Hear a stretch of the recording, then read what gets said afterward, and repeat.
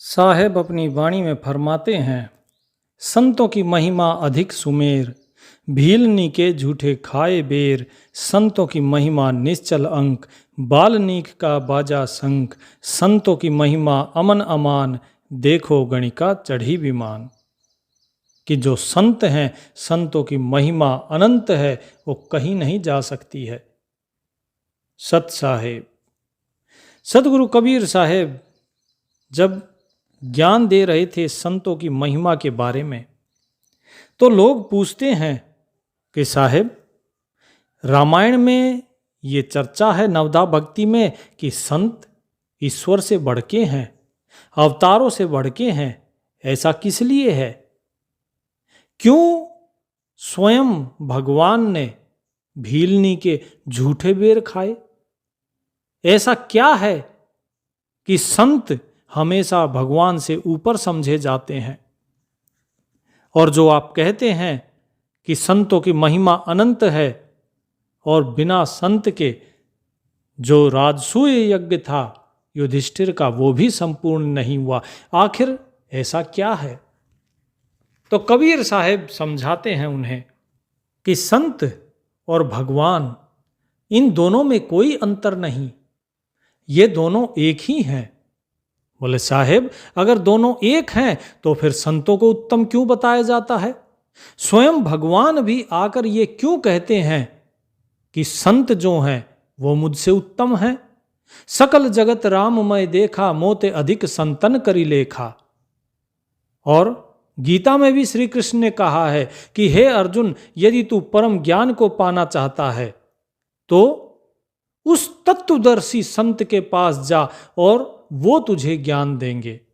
स्वयं श्री कृष्ण ने वो ज्ञान क्यों नहीं दिया? उसके लिए उन्होंने तत्वदर्शी संत की बात क्यों कही? कौन है वो संत? ऐसा कौन सा ज्ञान है उनके पास जो स्वयं अवतार नहीं दे सकते हैं? तो कबीर साहेब बोले कि भाई, सतगुरु संत और अवतारा, तीन कला एक दरबारा। कि ये तीनों अलग अलग कलाएं हैं, उसी मालिक की हैं, लेकिन ये तीनों अलग अलग कलाएं तीनों अलग अलग उपाधियों से प्रेरित होती हैं। उपाधियां अलग अलग हैं और कलाएं भी अलग अलग हैं, और जिसकी उपाधि जैसी है उसकी ताकत भी वैसी ही है। अब जैसे मान लो आप अपने घर के स्वामी हो। बोले हाँ जी। आपकी घर में चलती है? बोले हाँ जी चलती है। बोले लेकिन तुम बाहर जब काम पर जाते हो, किसी सेठ के यहां पर जब तुम काम करते हो, तब तुम क्या होते हो? बोले जी तब तो हम नौकर हैं, तब तो सेठ की चलेगी। तो कबीर साहब बोले बस यही चीज है, तुम जहां पर नौकर हो वहां पर तुम्हारी नहीं चलती, तुम जहां मालिक हो केवल वही तुम्हारी चलती है। तो बस यही चीज है कि ये सतगुरु संत और अवतार तीनों एक ही हैं, लेकिन जहां उपाधि आती है अवतार की, वहां पर अवतारों की नहीं चलती है। लेकिन संत मालिक हैं, इसीलिए उनकी चलती हैं। करता करे न कर सके, गुरु करे सो होए। सात द्वीप नो खंड में, गुरु ते बड़ा न कोय। कि चाहे कोई करता ही क्यों ना हो। करता किसको कहते हैं? करतार को। वो मालिक अवतार जो आते हैं, बोले वे अवतार नहीं कर सकते कुछ भी। करता करे ना कर सके, गुरु करे सो होए। लेकिन गुरु जो चाहता है वो कर सकता है। अब यहां गुरु किसको कहा गया है? गुरु यहां पे देहधारी गुरु के लिए नहीं कहा गया, यहां गुरु कहा गया है सतगुरु के लिए, कि वो सतगुरु जो चाहे वो कर सकते हैं, क्योंकि वो मालिक हैं। और इस सात द्वीप और नौ खंड में, अर्थात पूरी इस ब्रह्मांड में, इस धरा पे केवल सतगुरु ही हैं जो सब कुछ कर सकते हैं। इसीलिए हमेशा संत को अवतारों से ऊपर माना गया है। रामकृष्ण से को बड़ा, तिन्हु भी गुरु कीन। तीन लोक के वे धनी, गुरु आगे आधीन। कि जो श्री राम थे, श्री कृष्ण थे, जो तीनों लोकों के स्वामी हैं, जिन्हें जगदीश कहा जाता है, विष्णु के अवतार हैं, बताइए क्या उन्होंने आके इस संसार में गुरु धारण नहीं किया? यदि वही सर्वे सर्वा थे तो उन्होंने महर्षि वशिष्ठ और ऋषि संदीपन को गुरु क्यों बनाया? क्यों उनसे ज्ञान लिया? क्यों शिक्षा ली? तो लोग बोले कि साहेब, गुरु तो इसलिए बनाया जाता है क्योंकि बालक छोटा होता है, अल्प बुद्धि होता है, उसे ज्ञान चाहिए, इसलिए गुरु बनाया जाता है। कबीर साहब बोले लेकिन वो तो सर्वे सर्वा थे, वो तो स्वयं भगवान थे, उन्हें ज्ञान की क्या जरूरत थी? तो जो भगत जी बैठे थे वो बोले कि साहेब, आप स्वयं ही तो कहते हैं कि गुरु शिष्य की परंपरा इस संसार में निभाना अनिवार्य है, इसलिए गुरु बनाया होगा। लेकिन गुरु बनाने से और संत के अवतार से ऊपर होने से, इन दोनों में क्या संबंध है? संत किस प्रकार महान हो गए, ये मुझे समझ में नहीं आया। तो कबीर साहब बोले कि ठीक है, आज तुम्हें एक भेद की बात बताते हैं। ये भेद द्वापर युग का है, जब महाभारत का युद्ध समाप्त हो गया था और राजा युधिष्ठिर अपना राजसूय यज्ञ करना चाह रहे थे। लेकिन श्री कृष्ण ने कहा कि हे युधिष्ठिर, राजसूय यज्ञ अवश्य करो, लेकिन जब तक अश्वमेध यज्ञ नहीं करोगे तब तक जितने भी लोग मारे गए हैं इस युद्ध में, उसके पाप से तुम मुक्त नहीं हो पाओगे। इस अश्वमेध यज्ञ का सफल होना परम आवश्यक है, इसलिए इस अश्वमेध यज्ञ को करो। तो पांचों पांडवों ने इस चीज का निर्णय लिया कि चलिए अश्वमेध यज्ञ करते हैं। और अश्वमेध यज्ञ के लिए निमंत्रण भेजे गए। सभी देवी देवता, जितने ऋषि मुनि, सभी को बुलाया गया। जितने सिद्ध साधक थे उन सभी को बुलाया गया, पंडितों को बुलाया गया। भगवान श्री कृष्ण ने युधिष्ठिर से कहा कि युधिष्ठिर, याद रखना भ्राता, कोई भी संत महात्मा बचना नहीं चाहिए। यदि एक भी संत महात्मा बच गया तो समझ लो कि तुम्हें इस जो ब्रह्म हत्या किया, जो पाप किया है, इतने सब जो गिराए गए हैं, इनके पाप से तुम्हें मुक्ति नहीं मिलेगी। ये बात सुनकर युधिष्ठिर ने स्वयं अपने भाइयों को यह जिम्मा दिया कि संसार का कोई भी संत इस यज्ञ में आने से वंचित न रह पाए। जैसे भी हो, चाहे कोई विकलांग हो, चाहे स्वस्थ हो, ये तुम्हारा जिम्मा है कि हर एक सिद्ध साधक, हर एक ऋषि मुनि, हर एक पंडित, ज्ञानी, विद्वान, ब्राह्मण इस जो यज्ञ के अंदर भागीदार होना चाहिए, वो इसमें उपस्थित होना ही चाहिए। तुम कैसे उनको लेकर आओगे मुझे नहीं पता। हाथ जोड़ो, पैर पकड़ो उनके, नम्र निवेदन करो और किसी भी तरह उन्हें यहां पर लेकर आओ। चारों भाई सभी सिद्ध महात्माओं संतों की खोज में चल दिए और स्वयं युधिष्ठिर ने यज्ञ का प्रबंधन संभाला। द्रौपदी ने रसोई का कार्यभार संभाला। धीरे धीरे सभी इकट्ठा हुए और यज्ञ की तैयारियां शुरू की गई। साहेब अपनी वाणी में कहते हैं, ग्रीब सहस 88 ऋषि जहां, देवा 33 कोट, शंख न बाजा तासते, रहे चरण में लोट। ग्रीब पंडित 12 कोड हैं और 84 सिद्ध, शंख न बाजा तासते, पिए मान का मध्य। के 88,000 ऋषि मुनि, 33 कोटि देवता, 84 सिद्ध और लाखों करोड़ों पंडित ब्राह्मण उनके यज्ञ में उपस्थित थे। उसके बाद भी जो यज्ञ का शंख था वो नहीं बजा। आखिर क्यों नहीं बजा वो शंख? तो श्री कृष्ण ने कहा कि हे युधिष्ठिर, तुमसे चूक हुई है। कोई ना कोई ऐसा संत है जो रह गया, कोई ना कोई ऐसा व्यक्ति है जो रह गया है, जो इन सभी बैठे हुए राजाओं से, इन सभी बैठे हुए ऋषि मुनि सिद्धों से उत्तम है। तुम्हें उसकी तलाश करनी होगी।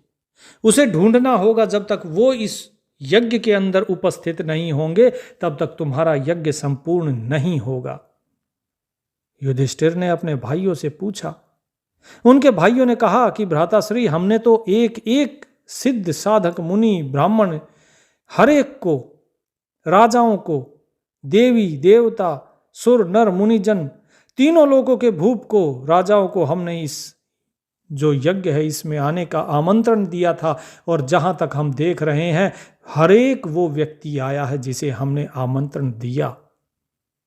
तो श्री कृष्ण बोले कि इसमें कोई ना कोई संत है जो नहीं आया है। ढूंढो उस संत को और चलो हमारे साथ। स्वयं श्री कृष्ण उठकर चल दिए और पांचों पांडव भी उनके साथ चल दिए। ढूंढते ढूंढते जंगल में जब वो जा रहे थे तो एक थोड़े से वृद्ध व्यक्ति, अधिक वृद्ध नहीं थे, वो छाछ बेच रहे थे। छाछ को सूप भी कहा जाता है। और वो व्यक्ति सुपच रूप में थे। उनसे श्री कृष्ण ने प्रणाम किया और कहा, महात्मन आप कहाँ जा रहे हैं? तो इन्होंने कहा, बोले बेटा बगल के गांव में जा रहा हूं, छाछ बेच कर आऊंगा। बोले छाछ? इस छाछ का क्या करेंगे बेच के? क्यों परेशान हो रहे हैं? आपकी आयु अधिक हो गई। पांचों पांडव खड़े हो गए कि श्री कृष्ण क्या बात कर रहे हैं इनसे। हमें संत को ढूंढना है और ये एक छाछ बेचने वाले को पकड़कर बैठ गए। कबीर साहेब बोले, साधु ऐसा चाहिए जैसा सूप सुहाए, सार सार को गही रहे थोता दे ही उड़ाए। कि साधु ऐसा होना चाहिए जैसा छाछ होता है। छाछ वो होता है जो कि जब आप अनाज को उछालते हैं, प्रक्षालन करते हैं, तो सारे भूसे को, सारे थोथे को वो उड़ा देता है और केवल अनाज अनाज को रख लेता है। सार रह जाता है और असार निकल जाता है। तो उन वृद्ध ने भी कहा कि बेटा इस छाछ का यही महत्व है कि इससे अनाज का जो सार है वो रह जाता है और जो असार है वो निकल जाता है। इसीलिए मैं छाछ बेचता हूं ताकि लोगों को शुद्ध भोजन मिल सके, लोगों का अनाज स्वच्छ हो सके, लोग सार को ग्रहण करें, असार को नहीं। जब श्री कृष्ण ने उनकी ये बातें सुनी तो वो समझ गए कि ये कोई साधारण व्यक्ति नहीं है। इतनी ज्ञान की बात कहने वाले ये गूढ़ व्यक्ति कोई और ही हैं। उन्होंने उनके चरण पकड़ लिए और चरण पकड़कर कहा कि हे मालिक, मैं पहचान गया हूं आपको, आप हमारे साथ यज्ञ में चलिए। श्री कृष्ण को उनके पैर पकड़ते हुए देखकर जितने भी युधिष्ठिर, पांडव वगैरह ये सब थे, उन्होंने कहा, बोले जनार्दन आप ये क्या कर रहे हैं? आप एक छाछ बेचने वाले के पैर पकड़ रहे हैं। अरे हमें संत को ढूंढना है। श्री कृष्ण ने कहा कि इनसे बड़ा संत कोई नहीं है। यही है त्रिलोकी के वास्तविक 14 भुवनों के असली मालिक। तो सभी हक्के बक्के रह गए। बोले 14 भुवनों के त्रिलोकी के मालिक असली ये हैं, फिर आप कौन हो? श्री कृष्ण ने कहा कि मैं तो इनका सेवक हूं, मैं तो दास हूं। हे अर्जुन, मैंने तुम्हें ज्ञान दिया था गीता में कि यदि सच्चा ज्ञान चाहते हो तो किसी तत्वदर्शी के शरण में जाओ। जब अधीन होकर उनके पास जाओगे तब वो तुम्हें उस तत्व का ज्ञान देंगे और उस तत्व को, ज्ञान को जानकर ही तुम इस भव सागर से पार हो सकते हो। यही है वो तत्वदर्शी संत। हे साहेब, आप कृपया अपना नाम बताने की कोशिश करें। तो साहेब ने कहा कि मेरा नाम तो बाल्मीक है और मैं तो अधम जाति का हूं, सुपच रूप में हूं। अरे भाई, मैं कहां तुम्हारे साधु संतों के बराबर हूं। लेकिन श्री कृष्ण तो पहचान गए थे, योगेश्वर थे, लेकिन पांडव नहीं पहचान पाए। लेकिन जब श्री कृष्ण ने उनके पैर पकड़ लिए तो शंका की कोई जगह ही नहीं थी। तो स्वयं युधिष्ठिर ने हाथ जोड़कर उनसे कहा कि हे महात्मन, हे भगवान, हमारे यज्ञ में चल के हमें कृतार्थ करें, क्योंकि हमारे यज्ञ में सभी देवी देवता, सिद्ध मुनि, साधक हर कोई है, लेकिन अश्वमेध का यज्ञ का जो शंख है वो नहीं बज रहा है, और वो तभी बजेगा जब आप हमारे यज्ञ में उपस्थित होंगे। तो एक भगत जी ने उठकर पूछा, बोले साहेब, ये सुपच कौन थे जो सुपच रूप में थे? बालनी कौन थे ये? तो कबीर साहेब ने कहा कि वो हम ही थे। बोले आप?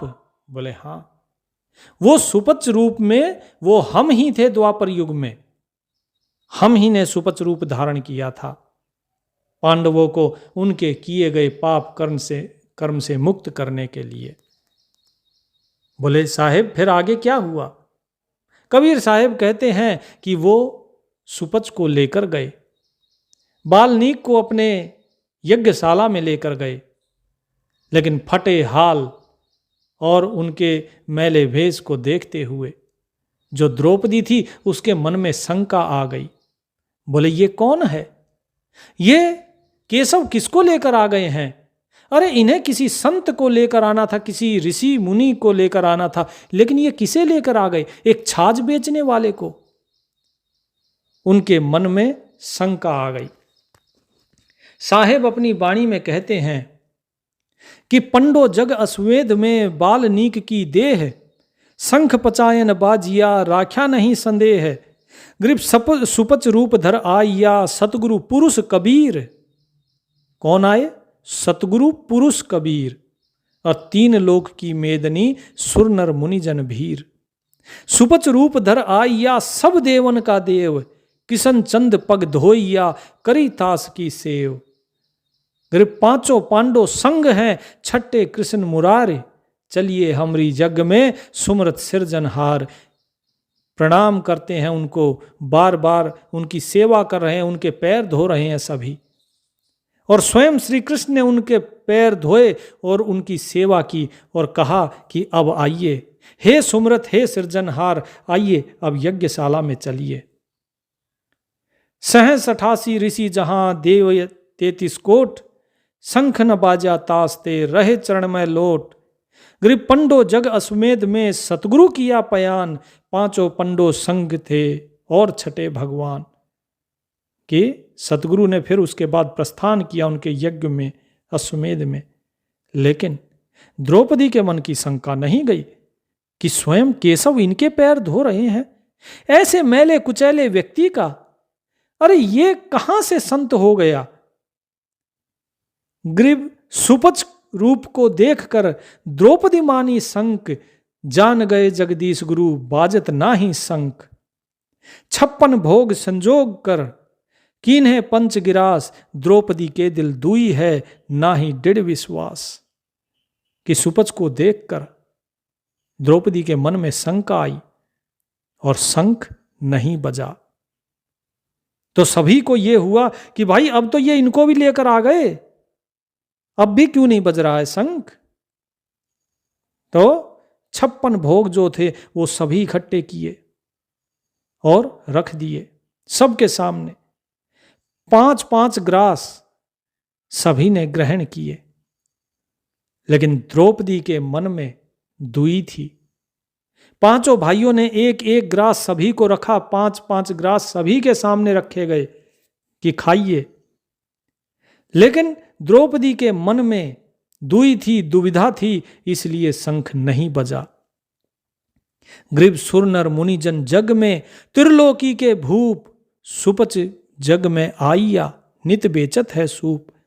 जिस यज्ञ में 3 लोगों के राजा महाराजा आए हुए हैं, सारे सुर नर मुनिजन आए हुए हैं, वहां पे इस सुपच को लेकर आए हैं जिसका काम है केवल छाछ बेचना। ये छाछ बेचने वाला संत है क्या? 56 भोग न भोगिया कीन्हे पंच गिरास, खड़ी द्रौपदी उन्मुनी हरदम घालत श्वास। साहेब कहते हैं कि जो सुपच रूप में थे जब हम बाल्मीकि के नाम से, तो हमने 56 भोग नहीं खाए, केवल वे 5 ग्रास हमने खाए। लेकिन जब भी हम खा रहे थे तो द्रौपदी के मन में एक, जब श्वास चल रही थी उसकी, तो श्वास श्वास में शंका उसकी बढ़ती जा रही थी। तो उनका जो शंख था वो नहीं बजा, क्योंकि जब किसी के मन में दुविधा होती है और विश्वास नहीं होता तो काम सफल नहीं होता। कोई भी कार्य हो उसे सफल करने के लिए विश्वास करना ही पड़ता है। सतगुरु वैद्य वचन विश्वासा, सतगुरु वैद्य इनके वचन पे विश्वास करना ही पड़ता है। श्री कृष्ण को विश्वास हो गया, और श्री कृष्ण को विश्वास था इसलिए पांडवों को विश्वास हो गया, लेकिन द्रौपदी को विश्वास नहीं हो रहा था। तब श्री कृष्ण बोले, बोले किशन बाहुबली, क्यों बाजा नहीं शंख, जान राय जगदीश गुरु, काढ़त हैं बलबंक। श्री कृष्ण बोले कि हे द्रौपदी, तुम्हारे मन के अंदर जो शंका है उस शंका को निकाल दो। तुम्हारा मन जब तक साफ नहीं होगा, तुम्हारा हृदय पवित्र नहीं होगा, तब तक ये शंख नहीं बजेगा। इस सारे संसार में जिन्हें तुम कह रही हो ये बाल्मीकि जो सुपच रूप में है, ये स्वयं वो समर्थ परमात्मा आए हुए हैं। जब तक धरती पर ये परमात्मा है, ये सारे राजे महाराजे ऋषि मुनि सिद्ध साधक यहां हो या ना हो कोई फर्क नहीं पड़ता। जब स्वयं परमात्मा यहां पर है तो केवल इन्हीं के रहने से ही ये शंख बज जाएगा। लेकिन तुम्हारे मन में जो दुविधा है उसे निकाल दो। द्रौपदी दिल को साफ कर चरण कमल ल्यो लाए, बाल्मीकि के बालसम त्रिलोकी नहीं पाए। अपने दिल को साफ करो और इनके चरण कमलों में अपने शीश को झुकाओ, इनका आशीर्वाद लो, क्योंकि इस त्रिलोकी में इन बाल्मीकि के एक बाल के समान भी ये त्रिलोकी नहीं है। इनका बाल भी उससे ज्यादा महत्वपूर्ण है, ज्यादा कीमती है। तो चरण कमल धोती है द्रौपदी, और साहिब ने कहा कि कोई बात नहीं, मन साफ कर लो, चरण धोने की जरूरत नहीं है। लेकिन श्री कृष्ण ने कहा, नहीं द्रौपदी, आज तो इनके चरण कमल धो, क्योंकि ये सौभाग्य तुझे दोबारा नहीं मिलेगा। चरण कमल को धोए कर ले द्रौपदी प्रसाद, अंतर सीना साफ होए जरे सकल अपराध। कि इनके चरण कमलों को धोकर प्रसाद ग्रहण करो, उस चरणामृत को पियो। जैसे ही तुम पियोगी तुम्हारा हृदय साफ हो जाएगा, तुम्हारे सारे अपराध क्षमा हो जाएंगे, सारे अपराध खत्म हो जाएंगे। और जैसे ही द्रौपदी ने उनके चरण कमलों की सेवा की और उनका चरणामृत पिया, चरणामृत पीते ही ज्ञान का उदय हुआ और द्रौपदी के सारे शंकाएं, सारी दुविधाएं मिट गई। तो साहिब कहते हैं, बाजा शंख सुभान गत, कन कन भई आवाज, सुर्गलोक वाणी सुनी, त्रिलोकी में गाज। जैसे ही द्रौपदी का हृदय साफ हुआ और उसके बाद जब शंख बजाया तो तेज ध्वनि के साथ शंख बजा और स्वर्गलोक तक उसकी गूंज सुनाई दी और पूरी त्रिलोकी में उसकी महिमा गाई गई। ग्रीपंडु राजा पारिंग भये, टूटी जम की बंद, बंदी छोड़ अनाद हैं सतगुरु कृपा सिंध। कि जो सतगुरु हैं वो कृपा के सागर हैं, वो बंदी छोड़ हैं, वो जम की बंद से छुड़ा लेते हैं। और ऐसी ही कृपा उन्होंने पांडवों पर भी की। और श्री कृष्ण ने कहा कि हे युधिष्ठिर, हे अर्जुन, ये स्वयं परमात्मा है। ब्रह्म परायण परम पद, सुपच रूप धर आए, बाल्मीकि का नाम धर बंद छुड़ाई जाए। कि ये स्वयं वो परम ब्रह्म है, ये स्वयं ही सुपच रूप धर के आए हुए हैं ताकि इन्हें कोई पहचान ना सके। और ये बाल्मीकि का नाम रखे हुए हैं और यही तुम्हें बंधनों से मुक्त करेंगे। मैंने गीता में तुम्हें ज्ञान तो दिया, लेकिन तुम्हारे बंधनों को, काल से मुक्त तुम्हें केवल यही कर सकते हैं। इनके चरण कमलों में बैठो और इनसे वो ज्ञान लो। तब तत्व ज्ञान स्वयं बाल्मीकि जी ने सभी पांडवों को दिया। श्री कृष्ण ने पूछा, भगवान एक प्रश्न करना चाहता हूं। वाल्मीकि जी ने कहा कि पूछो। बोले, मैं ये जानना चाहता हूं कि आप इस सुपच रूप में क्यों आए। आप तो त्रिलोकी के स्वामी हैं, इस चराचर जगत को आप ही चलाते हैं, मैं तो आप ही का बंदा हूं, फिर आपने ऐसा रूप क्यों धारण किया। आप किसी राजा महाराजा के रूप में भी रह सकते थे। तो साहिब कहते हैं कि हे केशव, मैं रह सकता था, मैं किसी भी रूप में रह सकता हूं, इसमें तो कोई शंका नहीं है। लेकिन मुझे ये बताओ, तुम्हारी द्वारका नगरी के राज दरबार में कितने लोग हैं। श्री कृष्ण ने कहा कि जी बहुत कम। बोले, हे युधिष्ठिर, तुम बताओ तुम्हारे राज दरबार में कितने लोग हैं, क्या हर एक को आने जाने की छूट है। युधिष्ठिर ने कहा कि महात्मन, ऐसे कैसे किसी को छूट दी जा सकती है। राजमहल की एक अपनी मर्यादा होती है, हर कोई तो आ जा नहीं सकता, वो रास्ता तो नहीं है। तो साहिब ने कहा, बस यही बात है, जब कोई बड़ा व्यक्ति होता है उसके पास हर किसी को आने जाने की छूट नहीं होती है। हर कोई राजमहल के राजा के पास नहीं आ सकता, हर किसी की फरियाद आप नहीं सुन सकते हो। इसीलिए हम कभी भी राज्य इन सब चीजों में नहीं आते, हम कभी राजपुरुषों का भेष धारण नहीं करते हैं। बोले, तो आपसे एक सामान्य व्यक्ति के हिसाब से भी तो आ सकते हैं, आप एक सामान्य साधु, सामान्य ऋषि के रूप में रह सकते हैं, फिर यह सुपच जैसा रूप, ये हीन रूप किस लिए। हमेशा आप नीची जाति में ही क्यों रहते हैं। तो साहिब कहते हैं कि नीची जाति ऊंची जाति कुछ नहीं होती, ना कोई नीचा है ना कोई ऊंचा है, सब में मैं ही विराजमान हूं।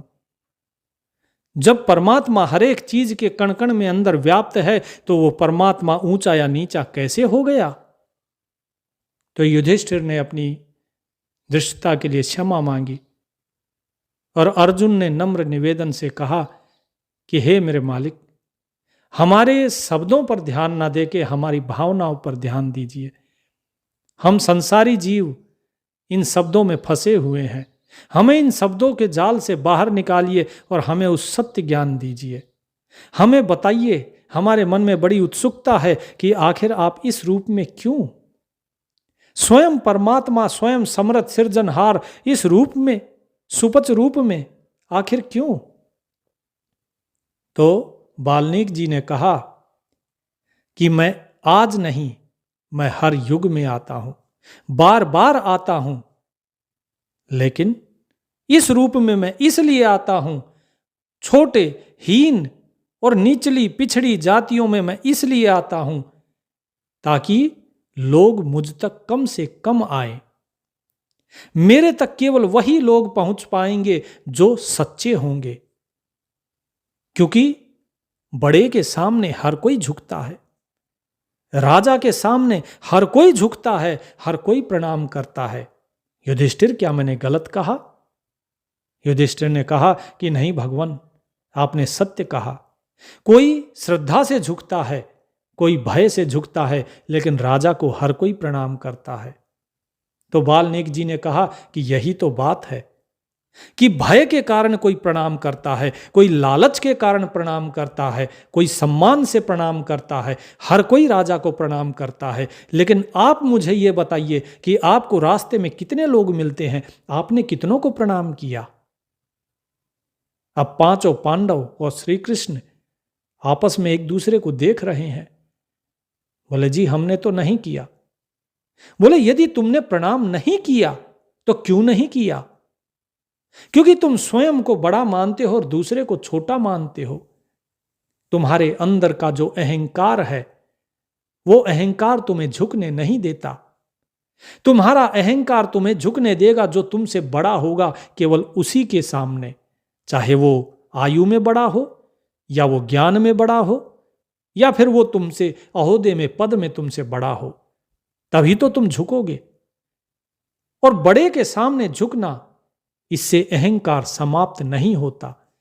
अहंकार तब समाप्त होता है जब तुम छोटे से छोटे के सामने झुकते हो, जिस प्रकार एक चींटी होती है, चींटी यदि रेत के अंदर बूरा मिली हो तो उसे एक एक कण करके उठा ले जाती है, लेकिन हाथी नहीं उठा सकता। इसी प्रकार ये ज्ञान इस संसार रूपी रेत में मिला हुआ है, लेकिन इसे अहंकारी बन के अर्थात बड़ा बन के आप नहीं निकाल सकते। आपको अगर ये ज्ञान चाहिए तो छोटा बनना होगा, अहंकार त्याग के अपने आप को निम्न स्तर का बनाना होगा। जो दास हैं आपको उन दासों का भी दास होना होगा। दासा तन से दरस है, दासन हूं जे दास, और हनुमान साहित ले रामचंद्र के पास। बताइए, क्या हनुमान जी ने लंका नहीं जलाई? बोले जी जलाई। बोले हे केशव, जब तुम राम अवतार में थे तो बताओ, जब नागपास में तुम और लक्ष्मण बंध गए थे तब किसने बचाया तुम्हें? बोले जी हनुमान ही लेकर आए थे गरुड़ को। और जब संजीवनी बूटी की बारी आई तब कौन लाया? बोले जी हनुमान लाए। बोले तुम्हारे सारे कार्य किए हनुमान जी ने, और उसके बाद भी वो हमेशा आप ही का नाम जपते हैं। काम करने वाला कौन? हनुमान जी। लेकिन क्या उनके मन में अहंकार आया? वो हमेशा दास भाव में रहे, क्योंकि जब व्यक्ति के अंदर दास भाव होता है, छोटापन का भाव होता है, तो अहंकार उसके मन में घर नहीं करता। लेकिन यदि आप दास भाव में नहीं है तो अहंकार आपके मन में घर कर जाएगा और आप इस संसार के अंदर फंस जाओगे। इसीलिए हम छोटी से छोटी जाति में रहते हैं, ताकि कभी भी किसी के अंदर अहंकार नहीं आए, हम किसी भी रूप में हो। हम स्वयं को कभी प्रकट नहीं करते ताकि हमारे अंदर अहंकार ना आए। और जब हम छोटी से छोटी जाति में रहेंगे, अधम से अधम रूप में रहेंगे, तो जिसको भी पार होना होगा उसे अपना अहंकार त्याग के उस अधम से अधम जाति के व्यक्ति के आगे शीश झुकाना ही पड़ेगा। तो कबीर साहिब कहते हैं कि जिस प्रकार बाल्मीकि के रूप में आकर हम युधिष्ठिर, अर्जुन, नकुल, सहदेव, भीम और द्रौपदी को हमने ज्ञान दिया, श्री कृष्ण को हमने ज्ञान दिया, वही चीज हम आज भी दोहरा रहे हैं। मैं एक रूप में नहीं, मैं अनेक रूप में हूं। ऐसा नहीं है मैं सिर्फ काशी में ही बैठा हूं, मैं इस संसार में अलग अलग रूप में हूं। मैं सबको ज्ञान देता हूं, लेकिन छोटे से छोटा बनकर। जिसको अपने मन में अहंकार होता है वो मुझ तक नहीं पहुंच पाता, क्योंकि वो अपने कुल का अभिमान मानता है, वो अपने धन का अभिमान मानता है, वो पद प्रतिष्ठा का अभिमान मानता है। लेकिन जो सच्चा भक्त होगा वो अहंकार से परे होगा, अहंकार से मुक्त होगा। वो राजा होकर भी आएगा और शीश झुकाएगा, और जो शीश झुकाएगा वो अहंकार से मुक्त होगा, और जो अहंकार से मुक्त होगा केवल वही ज्ञान और मुक्ति प्राप्ति का अधिकारी है। इसीलिए हम हमेशा छोटे रूप में रहते हैं, हमेशा जो निम्न वर्ग है उस निम्न वर्ग में रहते हैं। आप देखिए, ज्ञान किसने प्राप्त किया? ज्ञान प्राप्त करने वाले थे भगवान वाल्मीकि। मैं तो जुलाहा हूं। और भी देखिए, संत रविदास जी बैठे हुए हैं, किस जाति से हैं? एक चर्मकार हैं। सभी संत महात्मा इसीलिए आते हैं नीची जाति में, ताकि वो लोगों का उद्धार कर सकें। और लोगों का उद्धार तभी होता है जब व्यक्ति अपना अहंकार छोड़े। और अहंकार छोड़ता है कि नहीं छोड़ता है ये तब पता लगता है जब अधम से अधम, नीचे से नीची जात और बुरे से बुरे भेष वाले व्यक्ति के आगे भी वो झुक जाए। चाहे कितना ही उम्र में व्यक्ति छोटा हो, वो भी आपसे अधिक ज्ञानी हो सकता है। उम्र का ज्ञान से कोई संबंध नहीं होता, ज्ञान का संबंध होता है अनुभव से। इसलिए हम हमेशा छोटी जाति में आते हैं। और बात भी सही थी कबीर साहिब जी की। कबीर साहिब देखिए जुलाहे थे, वाल्मीकि जी देखिए रत्नाकर डाकू एक नीची जाति के थे, और वाल्मीकि सुपच थे। संत रविदास जी चमार थे। और भी अनेकों अनेक ऐसे उदाहरण हैं जो नीची जाति के थे, जैसे भीलनी जो माता सबरी थी। तो कितने ही आप ले लीजिए, जामवंत जी रीछ थे, ऐसे ऐसे आपको अनेकों उदाहरण मिलेंगे। और साहिब तो हमेशा से नीचे कुल में ही आते हैं। यह जरूरी नहीं है कि ऊंचे कुल वाला व्यक्ति या जो शास्त्रों का ज्ञाता है वही व्यक्ति केवल ज्ञानी हो, वही व्यक्ति संत और सतगुरु हो। क्योंकि ऊंचे कुल के चक्कर में फंस के तो धोखा होता है। जिस प्रकार रावण ब्राह्मण का भेष धर के उसने सीता को छला, जैसे वामन का रूप धर के, ब्राह्मण का रूप धर के राजा बलि को छला। तो ऊंचे कुल में छल होता है। यदि मुक्ति पानी है तो नीचे झुकना पड़ता है। तो आप सभी को उम्मीद है समझ आ गई होगी कि कबीर साहिब, गरीबदास महाराज या फिर चाहे नामदेव जी जो कि दर्जी थे, या फिर रविदास जी, और भी जितने भी संत हुए, ये सब नीची जाति में क्यों हुए? क्योंकि जब तक झुकोगे नहीं अहंकार जाएगा नहीं, और अहंकार जाएगा नहीं तो परमात्मा को पाओगे नहीं। क्योंकि जब मैं था तब हरि नहीं, और अब हरि है मैं नाही। और प्रेम गली अति साकरी तामे दो न समाही। जब तक आपके अंदर मैं है, अहंकार है, तब तक ईश्वर की प्राप्ति नहीं। और जब ईश्वर की प्राप्ति हो जाती है तो अहम भाव समाप्त हो जाता है, कोई अहंकार नहीं रहता। क्योंकि ये प्रेम की डगर ही ऐसी है, यहाँ पर दो नहीं केवल एक ही रहता है, दो नहीं रहते। तो प्रभु का नाम सुमरन कीजिए और उसके आनंद में रहिए और अहंकार से दूर रहिए। सत साहिब।